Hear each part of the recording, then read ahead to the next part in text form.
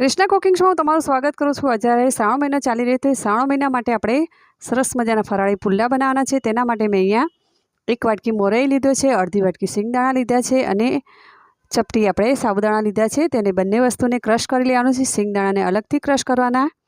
પછી અહીંયા મિક્સ કરેલું બધી વસ્તુને આપણે નાખી દેવાનું। તેમાં થોડી દૂધી છીણીને નાખવાનું, 1 બટાકો છીણીને નાખવાનું, તેમાં દહીં, લીમડીના પત્તા, લીલા મરચાંના કટકા, મીઠું, બધી વસ્તુ નાખીને સરસ મજાનું મિક્સ કરી દેવું। તેને અડધો કલાક માટે રેસ્ટ કરવું। પછી તેને અંદર થોડું જીરું નાખી દેવાનું। જીરું નાખીને મિક્સ કરી લેવું। તમે ટામેટાં નાખવા હોય તો નાખી શકો છો, લીલા ધાણા પણ નાખી શકો છો।